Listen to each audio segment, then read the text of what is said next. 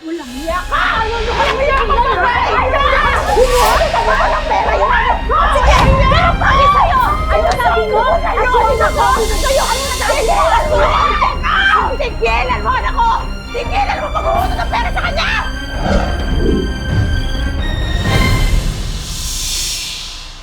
Ate, nasan ba kasi tayo? Nandito tayo ngayon sa pinakasikat na manghuhula. Titingnan natin kung ano bang kapalaran ng puso mo. Ikaw ay umiibig sa taong nakatali na sa iba. Hindi ko kayang lokohin mo ako at may iba ka. Kaya kong pumatay para sa'yo. Mahal, kailangan ko na pumasok sa trabaho. Hello? Di pa ako to, si Alcris. Alcris? Hey! Stop it! Stop it! Hello, Alcris? Anong nangyayari dyan? Ang iyong true love ay nasa US. Makikilala mo pa lang siya. Salamat sa tulong. I'm James. Alcris, anong atraso mo sa kanila? I owe them some money. Those guys were loan sharks. Parating pa lang ang iyong true love. Kaya dapat handa kang sumugal. Tutulungan kita mabayaran yung utang mo. In exchange, you really want me to marry your girlfriend? Ay! Basta, kapag nandito na siya, after 2 years, mag-divorce na kayo. Talaga ba? Hello, nandito pa ako. Excuse me. Sorry, Pipa? James? Yes, I'm your soon-to-be husband. Hello?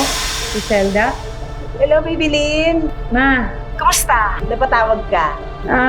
itatanong ko lang sana kung nabigay ba ni Alcris yung perang pinadala ko para sa pangpapagamot dun kay yung pamangkin mo? Ha? Sino pamangkin? Grabe naman to si James. Tingnan mo. Parang ang daming mahalin. Ay nako, alam mo, kapag nag-divorce kayo, imamain ko to talaga. Add to cart tapos check out agad-agad. Kamusta na si Bebet? Ha? Okay na siya. Niloloko mo ba ako, ha?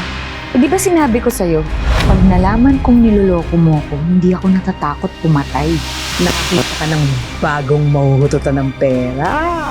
Sa pagitan niyo ni Pipa, sino kaya ang nambugaw ng anak niya para sa pera? Tama na ate, huwag mo na silang patulan. Sayang ang laway mo sa mga yan.